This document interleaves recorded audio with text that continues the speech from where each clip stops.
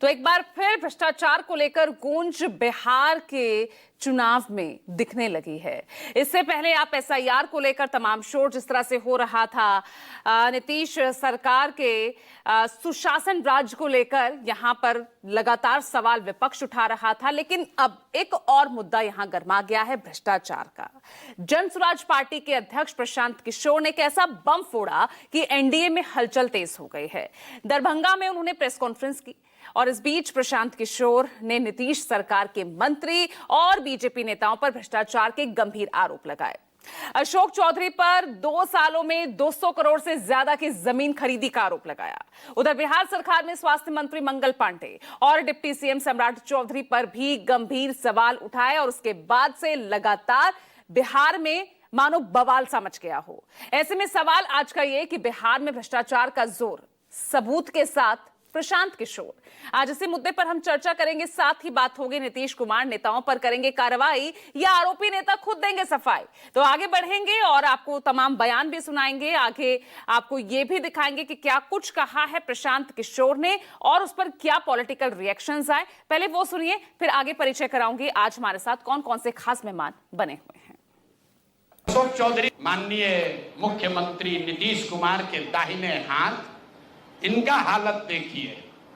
ये तो आदमी पूरे बिहार में रिकॉर्ड बना दिया भ्रष्टाचार का। पिछले 2 वर्ष में 200 करोड़ रुपया से ज्यादा का संपत्ति अपने पत्नी, अपने बेटी, अपने समधन, उनसे जुड़ा हुआ एक ट्रस्ट, मानव वैभव विकास ट्रस्ट, इसके माध्यम से इन्होंने जमीन खरीदी है करीब 200 करोड़ रुपए का। तो मैं अभी सिर्फ इतना ही आपको बता रहा हूं कि पिछले 2 वर्षों में जब अशोक चौधरी की बेटी की सगाई हो गई, तो सगाई से शादी के बीच में 38 करोड़ रुपए की जमीन पटना में खरीदी गई है।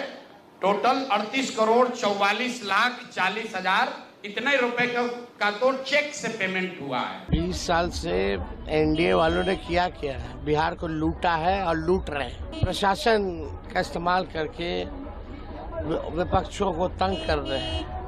कई अधिकारी, बड़े बड़े अधिकारी, इंजीनियर्स के घर 100 करोड़ मिल रहा है। सब जान रही है बिहार की जनता। सरकार जब बनेगी तो कोई भ्रष्टाचारी को हम लोग छोड़ेंगे नहीं, कोई अपराधी को नहीं छोड़ेंगे, चाहे कोई हो। पिछले बार तो सब लोग जान रहे हैं कि वोटों की चोरी नहीं हुई, हमारी कुछ सीटें भी चुरा के लेके चले गए। सरकार तो पिछले बार ही बन रहा था और इस बार हम लोग सरकार बनाएंगे। माननीय मुख्यमंत्री नीतीश कुमार जी, जनता दल यू के माननीय मंत्रियों पर अब तक कोई आरोप नहीं लगा, लेकिन प्रशांत किशोर ने आरोप लगाया। आरोप की सच्चाई क्या है मैं नहीं जानता। प्रतिपक्ष के नेता माननीय तेजस्वी यादव जब महागठबंधन की सरकार थी तो आरोप लगा था, जवाब नहीं दिया, तो राजनीतिक प्रक्रिया में क्या बदलाव हुआ इसकी जानकारी पूरे देश की जनता को है। नीतीश कुमार की साख पर किसी को बट्टा लगाने का कलेजा नहीं है।